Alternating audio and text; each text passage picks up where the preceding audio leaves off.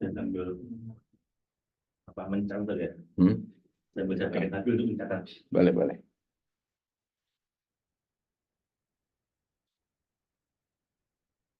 Ya, ayo masuk yang mau ngaji.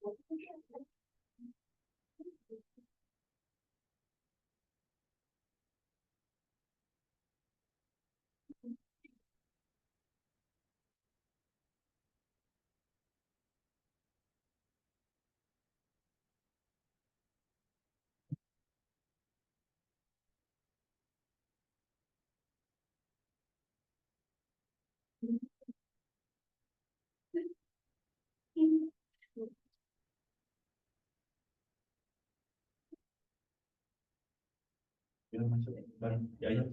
Ya, masuk. Yang mau ikut masuk, yang mau pulang.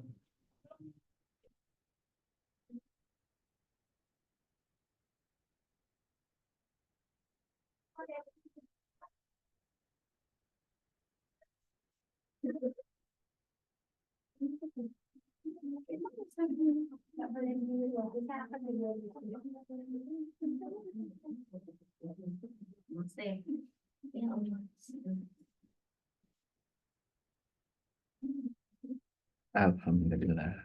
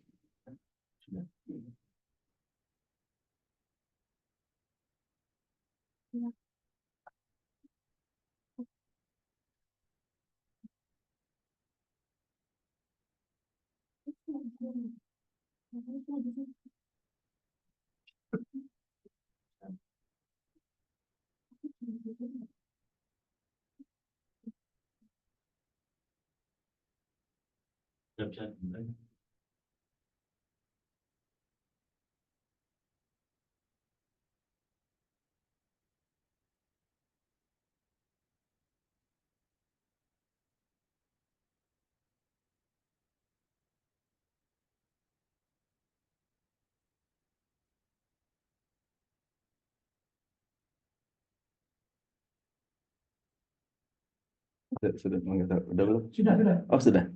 Oh, langsung. Oke. Baik. Bismillahirrahmanirrahim. Assalamualaikum warahmatullahi wabarakatuh. Alhamdulillahirabbil alamin. Hamdan katsiran tayyiban mubarakan fih. Bismillahi tawakkaltu 'ala Allah. La haula wala quwwata illa billahil aliyyil azim. Allahumma sholli ala Muhammad wa ala ali Muhammad. Rabbi shrah li sadri wa yassir li amri wahlul 'uqdatam min lisani yafqahu qawli waj'alni waziran min ahli amma ba'd. Ikhwatul iman, saimin wa saimat yang semoga dirahmati oleh Allah Subhanahu wa taala. Alhamdulillah kita bersyukur kepada Allah atas segala karunia nikmatnya. Salawat dan salam semoga selalu tercurah atas qudwah kita, teladan kita Nabi besar Muhammad sallallahu alaihi wasallam, kepada keluarga dan juga kepada para sahabat-sahabatnya, dan semoga kita semua sebagai umatnya akan mendapatkan syafaat di yaumil hisab nanti. Amin ya rabbal alamin. Baik, ikhwatul iman yang semoga dirahmati oleh Allah, materi kita pada hari ini membahas tentang tujuan daripada penciptaan al-insan. Itu tujuan daripada penciptaan manusia itu sendiri. Nah, hadirin ikhwatul iman yang semoga dirahmati oleh Allah, bahwa Al-Quran menggambarkan manusia itu sebagai makhluk yang menempati kedudukan yang sangat tinggi dan juga sangat khusus. Kita lihat misalnya di dalam surat 2 ayat 31, Allah mengajarkan langsung kepada Nabi Adam alaihissalam. Bisa dikatakan di dalam surat 2 ayat 31, A'udzubillahi minasyaitonirrajim, wa 'allama Adamal asma'a kullaha thumma aradahum 'alal malaikati faqala ambi'uni bi asma'i haula'i in kuntum shadiqin. Di situ dikatakan wa 'allama Adam, dan Allah mengajarkan kepada Adam al asma'a kullaha, asma-asma itu seluruhnya. Jadi Allah mengajarkan kepada Nabi Adam alaihissalam. Kemudian yang kedua adalah dan memintakan untuk mengajarkan kembali kepada makhluk-makhluk yang lainnya, seperti yang Allah ungkapkan juga di dalam surat 2 ayat 33. Kemudian juga Allah memerintahkan kepada para malaikat juga untuk bersujud kepada Adam dalam surat 2 ayat 34.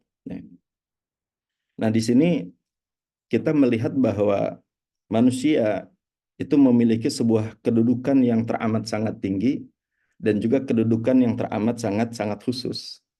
Nah, hanya saja dalam perjalanannya kemudian manusia yang mengecilkan daripada tujuan hadirnya mereka di muka bumi ini. Kebanyakan kalau kita lihat orang hidup itu mulai dari lahir, ya kan, mulai dari masa balita, kemudian masa kanak-kanak, kemudian remaja, dia sekolah misalnya dari TK, SD, SMP, kuliah, kemudian menikah, kemudian cari kerja, kemudian setelah itu membangun satu rumah tangga, dan akhirnya kemudian aktivitasnya ya pergi pagi, pulang sore gitu kan, kawin, punya anak, kemudian tidak memahami apa sih hidup ini gitu kan. Jadi tidak begitu memahami makna dan hakikat daripada kehidupan itu sendiri. Ya kan? Padahal Allah menciptakan kita itu bukan main-main. Allah menciptakan itu kita itu sedemikian seriusnya. Ya kan? Di dalam surat 23 ayat 115 itu dikatakan, apa hasibtum annama khalaqnakum abatha wa annakum ilaina laturja'un. Maka apakah kamu mengira bahwa kami menciptakan kamu main-main tanpa ada maksud, dan bahwa kamu tidak akan dikembalikan kepada kami. Jadi Allah menciptakan kita itu bukan main-main. Bahkan sebelum hadirnya datangnya Nabi Adam alaihissalam, ya kan, Allah Subhanahu wa taala telah menciptakan alam semesta 13 miliar tahun yang lalu. Bisa kita bayangkan. 13 miliar tahun yang lalu. Yang kita kenal dengan terjadinya peristiwa Big Bang, ya, ketika Allah mulai menghamparkan alam semesta ini. Baru terjadinya bumi itu adalah sekitar 4,5 miliar tahun yang lalu. Itu terbentuknya bumi. Ya kan? Dari 4,5 miliar tahun yang lalu, baru kemudian Allah menghadirkan Nabi Adam alaihissalam itu ke muka bumi ini adalah 40.000 tahun yang lalu. Jadi baru 40.000 tahun yang lalu itu bukan jutaan tahun yang lalu gitu, tetapi baru 40.000 tahun yang lalu. Dan Allah sebelumnya juga telah menurunkan Adam-Adam yang lain. Dalam satu hadis dikatakan bahwa Allah itu menurunkan ke muka bumi ini adalah 100 Adam. Dan Nabi Adam itu adalah yang ke-100, dan dia adalah penutup Adam. Jadi kalau yang lainnya itu kalau kita lihat, kalau kita belajar sejarah gitu kan, kita melihat ada fosil-fosil manusia, manusia purba yang usianya 70.000 tahun yang lalu, bahkan 200.000 tahun yang lalu, dan itu bukan dari generasi Nabi Adam alaihissalam. Ya kan? Jadi Nabi Adam alaihissalam itu sebelum hadir juga mereka sudah dipunahkan terlebih dahulu tuh. Makhluk-makhluk besar seperti dinosaurus, T-Rex dan lain sebagainya. Demikian pula generasi Adam yang sebelumnya itu dihancurkan. Maka kalau kita lihat di negeri kita ini terjadinya misalnya Danau Toba itu kan sekitar 70.000 tahun yang lalu. Kemudian juga dari ledakan yang teramat sangat besar. Bahkan ledakan Krakatau Purba pun itu juga terjadi teramat sangat dahsyat. Kemudian juga yang ada di Bandung misalnya Tangkuban Perahu, ya kan? Itu juga sekitar di atas 70.000 tahun yang lalu. Dan pada saat itu kemudian dunia mengalami sebuah kegelapan, baru kemudian murni bersih, baru kemudian diturunkan Nabi Adam alaihissalam. Nah, namun kemudian kita hadir di muka bumi ini, ya kita main-main gitu lah. Tanpa tahu apa sih sebenarnya tujuan daripada kehidupan kita itu sendiri. Nah, hadirin khatul iman yang semoga dirahmati oleh Allah, Allah menegaskan kepada kita bahwa tujuan daripada kehidupan kita itu di dalam surat 51 ya, ayat 56. Surat Az-Zariyat ayat 51. Surat yang ke-51 ayatnya yang ke-56. Di situ dikatakan wa ma khalaqtul jinna wal insa illa liya'budun. Ayat ini sedemikian sederhana, banyak dipahami oleh kebanyakan kaum muslimin itu sendiri. Jadi, dan tidaklah aku ciptakan jin dan manusia kecuali untuk beribadah kepadaku. Sehingga ketika seseorang itu sudah sholat, puasa, zakat, dan haji, seakan-akan bahwa itu adalah merupakan sebuah tujuan daripada penciptaan. Padahal tidak demikian. Coba kita telisik surat 51 ayat yang ke-56. Yang pertama, Allah menggunakan dengan kalimat nafi ma, ya kan? Kemudian ada harful istisna illa. Jadi wa ma khalaqtul jinna wal insa illa liya'budun. Jadi ketika ada kalimat ma kemudian diikuti dengan illa harful istisna, itu mengandung dua makna. Makna yang pertama adalah at-taukid, yaitu menegaskan, dan makna yang kedua adalah al-hasru, yaitu membatasi.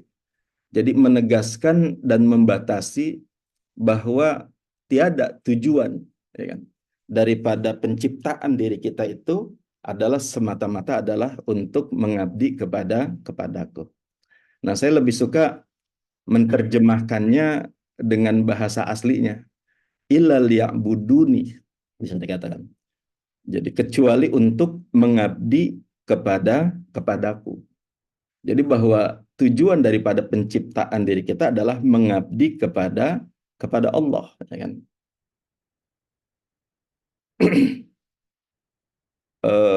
Apa makna mengabdi kepada Allah kan gitu? Artinya bahwa kita diciptakan itu untuk menjadi abdinya Allah, ya kan? Jadi mengabdi kepadaku atau juga menjadi abdiku. Ya kan?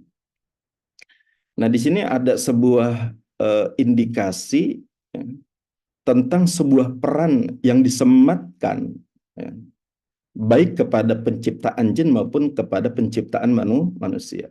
Jadi liak budun untuk menjadi abdiku, ya kan? Juga dari redaksi tersebut itu ada sebuah penunjukan langsung. Di situ Allah mengatakan menjadi abdiku, bukan abdinya kami, ya kan? Jadi langsung tuh Allah menyebutkan bahwa kamu itu hadir di muka bumi ini, ya kan? Aku ciptakan adalah untuk menjadi abdinya Allah Subhanahu wa Ta'ala. Nah, kita dalam realitasnya itu tidak menjadi abdinya gitu. Apa sih itu abdi?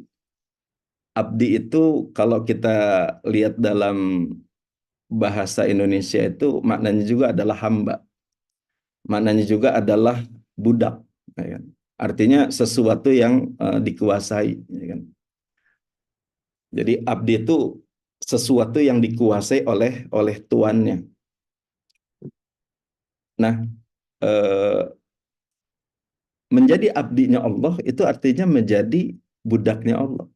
Artinya tiada yang menguasai dirinya kecuali hanyalah Allah Subhanahu wa Ta'ala. Jadi ketika seorang hamba yang bertahta dalam kalbunya hanyalah Allah, nah itu sudah menjadi abdinya Allah.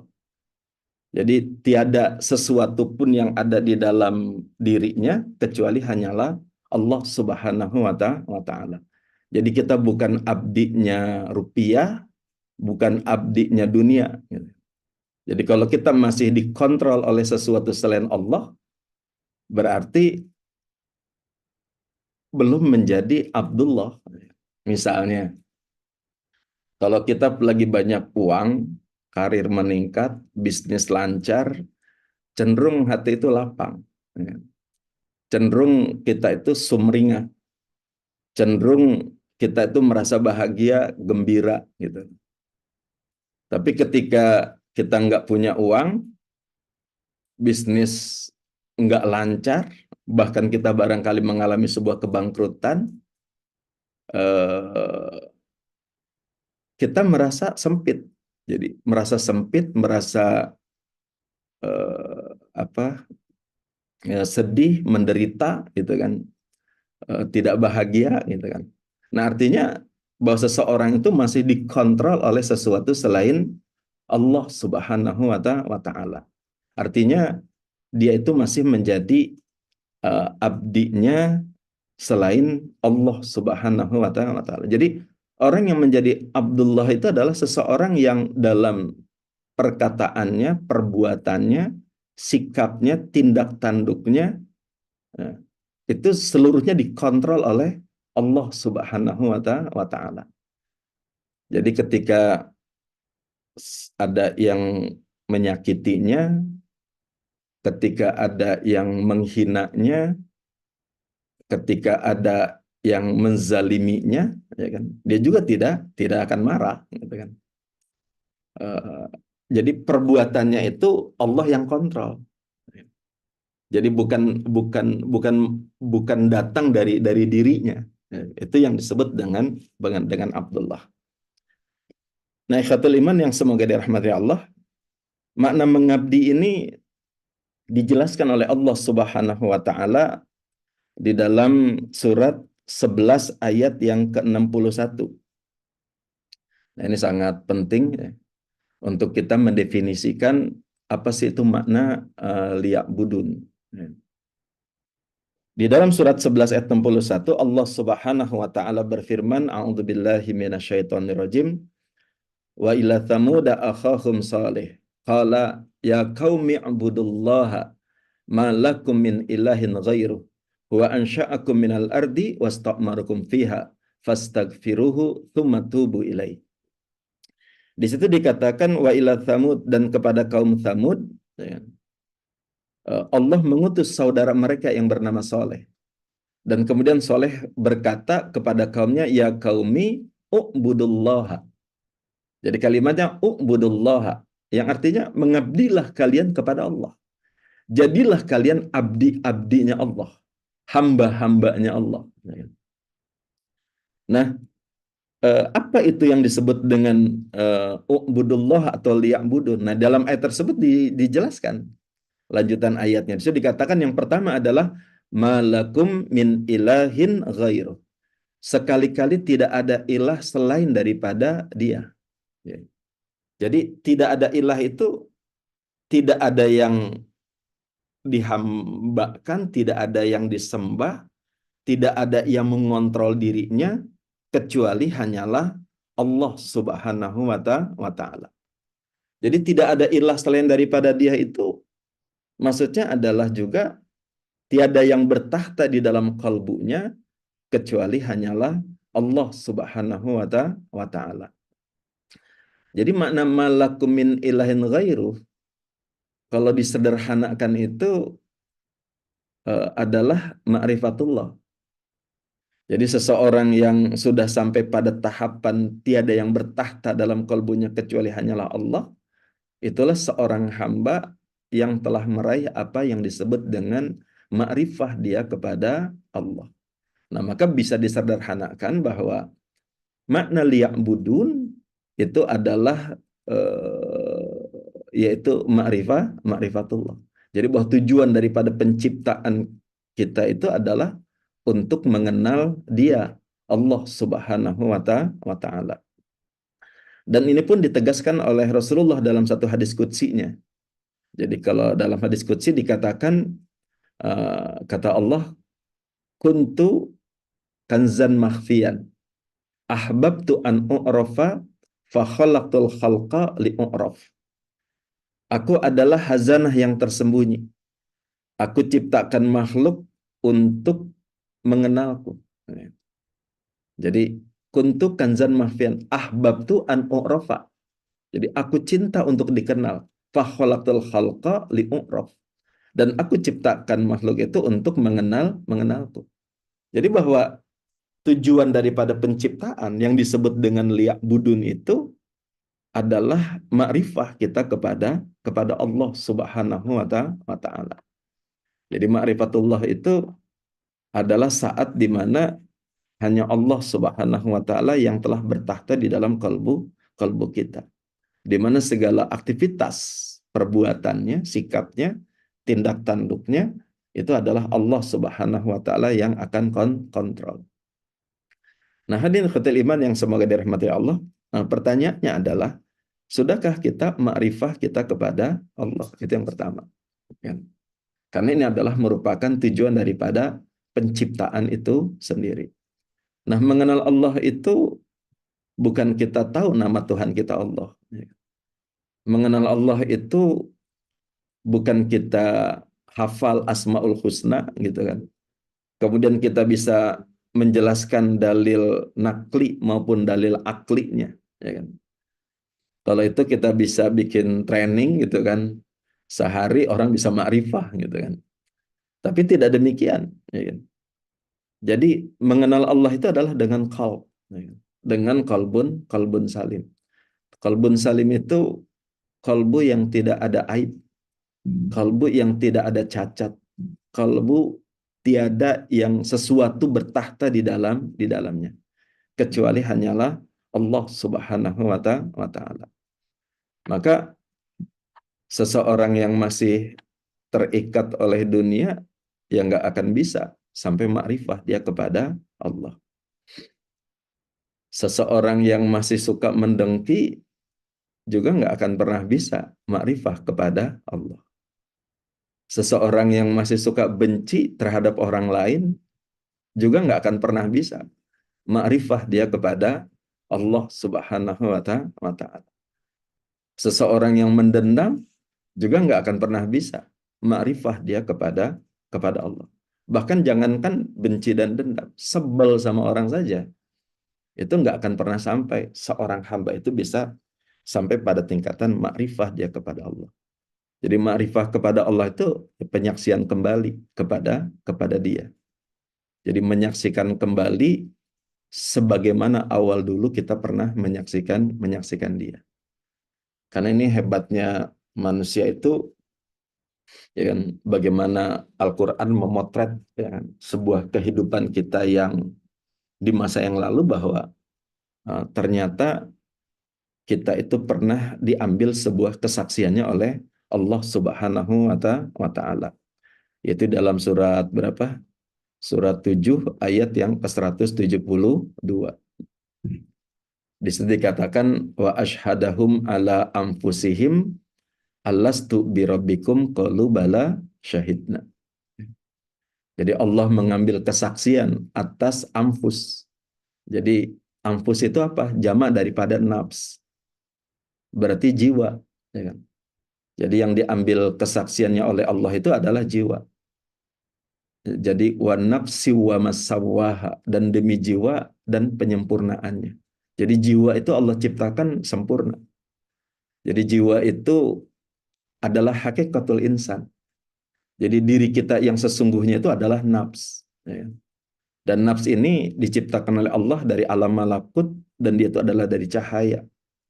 Dan jiwa ini eh, bisa mendengar, bisa melihat, dan juga bisa mengakal. Ya. Maka kenapa di situ dikatakan ketika Allah mengatakan Alastu birabbikum, si jiwa itu mendengar. Ya kan? Kemudian ketika kita mengatakan bala syahidna, benar kami telah menyaksikan, ya karena si jiwa itu juga melihat. Dan yang disaksikan itu adalah Rabb, ya kan? Kerububiahan Allah Subhanahu wa taala, maka si jiwa itu juga bisa mengakal. Jadi si jiwa itu punya akal jiwa yang disebut dengan akal jiwa. Dan kita telah mengatakan bala syahidna. Kalimat syahidna artinya telah menyaksikan, ya kan? Dan makna syahidna itu berarti kan memiliki tiga makna. Makna yang pertama adalah al-iqrar, sebuah pernyataan diri kita. Makna yang kedua yaitu uh, adalah al-mitsaq, yaitu ada sebuah perjanjian antara diri kita dengan Allah Subhanahu wa taala. Dan makna yang ketiga itu ada al-qasam, itu ada sumpah kita.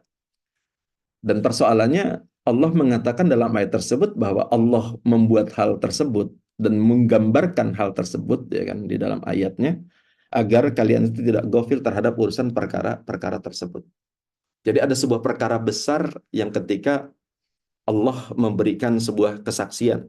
Nanti akan dijelaskan di materi yang akan datang yang berkaitan dengan fitrah dan yang berkaitan dengan Lailatul Qadar. Ya. Jadi yang disebut dengan menjadi, disitulah kita akan menjadi saksinya Allah. Jadi kita hadir ke muka bumi ini, kalau kita ma'rifah, berarti kita hadir ke muka bumi ini adalah menjadi saksinya Allah yang disebut menjadi syuhada. Ya kan? Orang yang tegak lurus menjadi saksinya. Kalau saksi itu kan berarti seseorang yang telah memiliki pengetahuan tentang apa-apa yang disaksikan. Dan siogianya ya, setiap kita itu melihat kembali tentang sebuah peristiwa yang teramat sangat besar tersebut. Ya, ya nanti di situ kalau bisa dibuka itunya Pak siapa yang gambarnya.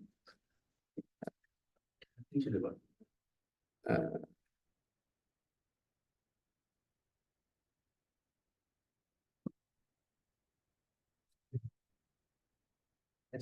nah ya ini gambar ini aja.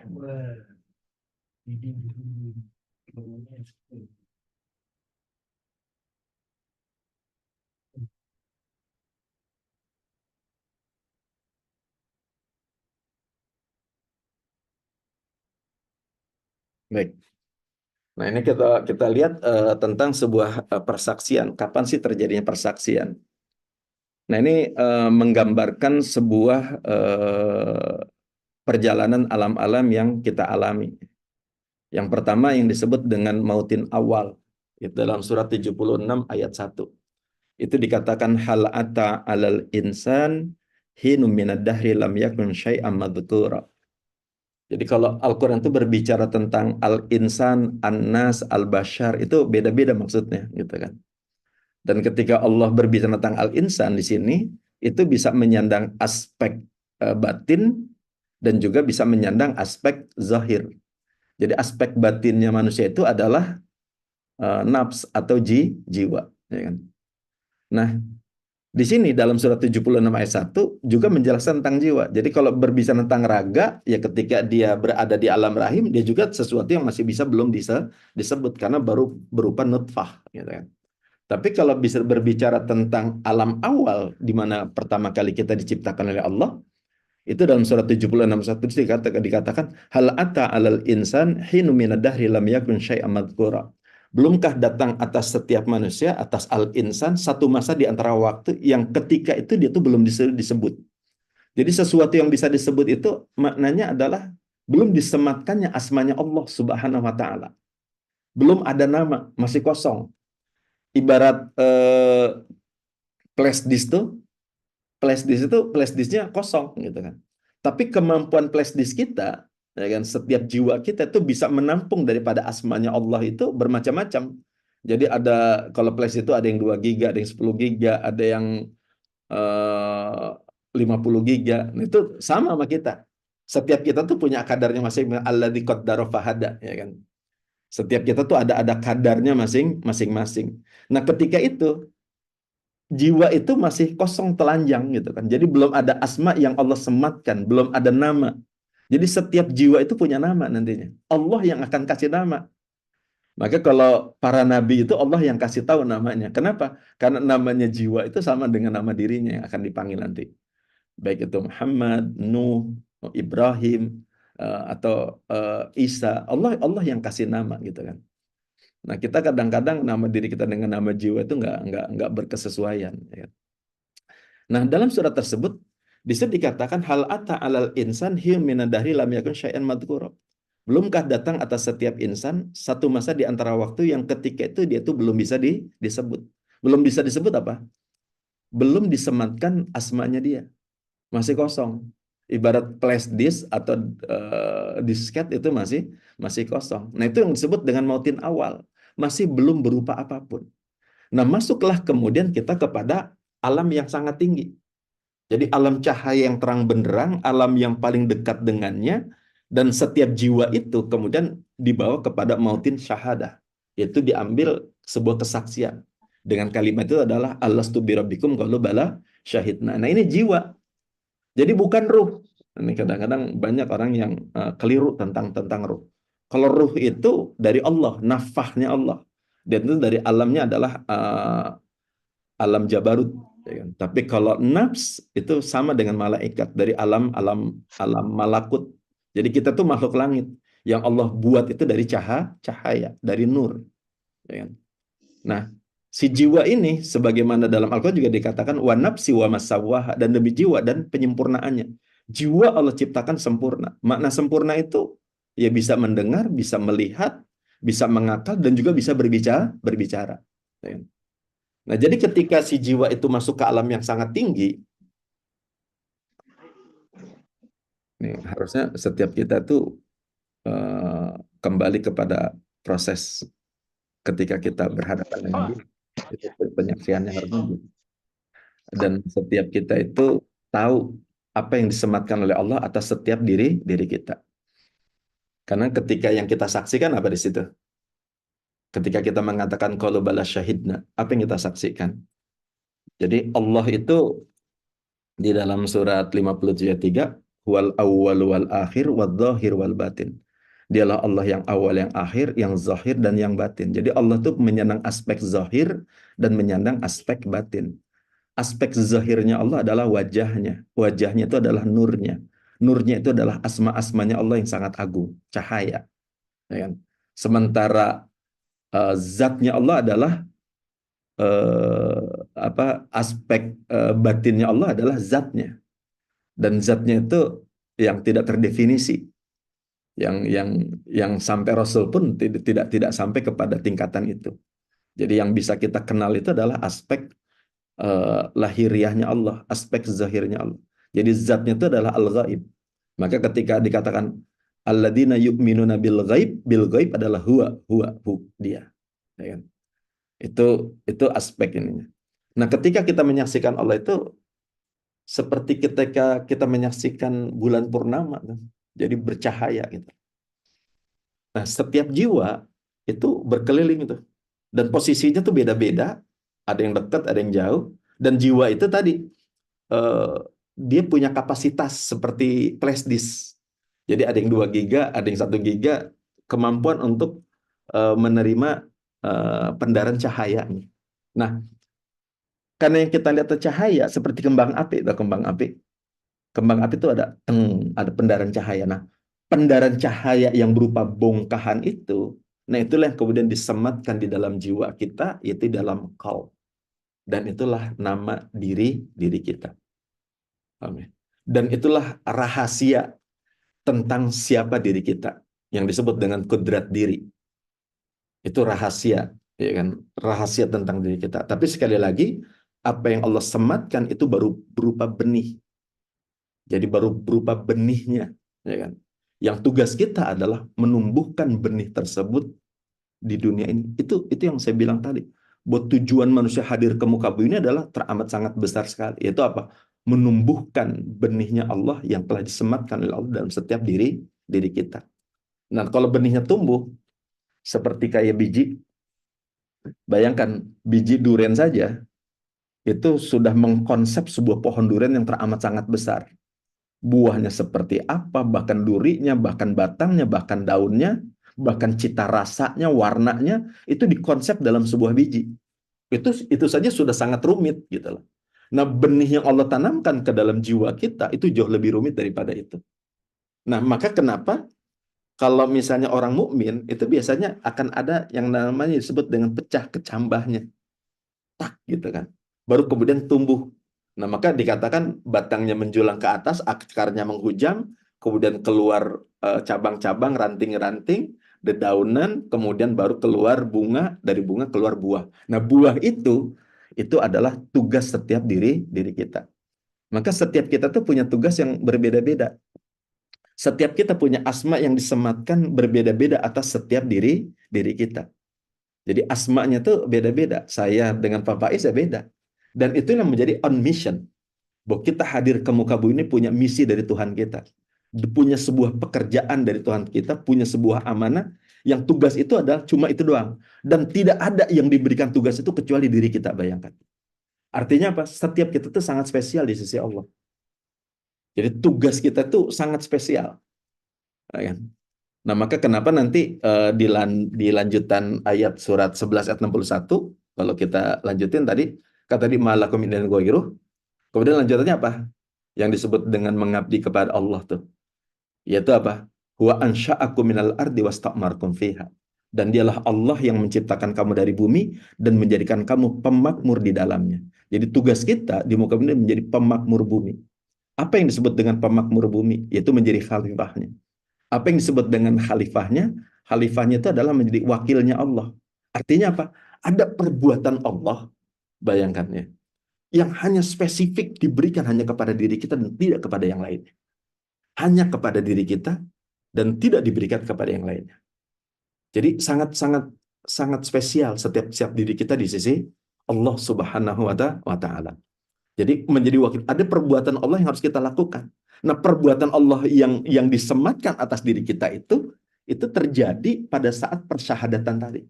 Ketika Allah mengambil sebuah kesaksiannya, ya kan, atas setiap diri kita. Kan itu amanat-amanah, ya kan? Inna arutnal amanah, ya kan? Kita telah diberikan sebuah amanah. Dan amanah itu apa? Amanah itu sesuatu yang disematkan tadi, ya kan? Dan apa-apa yang sudah Allah tanamkan atas setiap diri kita itu sangat kompatibel dengan diri kita. Maka dikatakan dalam eh, apa? Dalam surat At-Tin, wa tin wa zaitun wa tur sinin, kepada apa? Laqad khalaqnal insana fi ahsani taqwim. Jadi sungguh kami telah menciptakan itu dengan sebaik-baik takwim, sebaik-baik pembentukan. Artinya pembentukan itu penyatuan antara jiwa dengan raga itu kompatibel. Artinya apa? Orang yang kemudian misi hidupnya misalnya sebagai panglima perang, pasti jasadnya itu gagah, besar, tinggi, ya kan? Juga memiliki kapasitas akal yang cukup cerdas karena dia menjadi seorang yang ahli strategi, gitu kan? Nah, itu kompatibel. Nah, semua gambaran apa-apa yang Allah sematkan itu sebenarnya terpancarkan cahaya di dalam kepada raga kita. Nanti setiap kita tuh harus tahu tentang misi hidup kita. Nah, kembali lagi ikhwatul iman kepada tujuan daripada penciptaan tadi, bahwa tujuan penciptaan itu berarti ada dua di situ. Yang pertama tadi adalah ma'rifah kita kepada Allah, ya kan?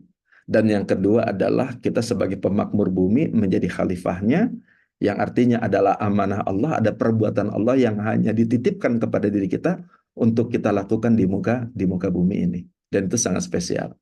Dan persoalannya adalah kedua hal ini kita belum sampai. Yang pertama, kita belum ma'rifah kita kepada Allah, ya kan?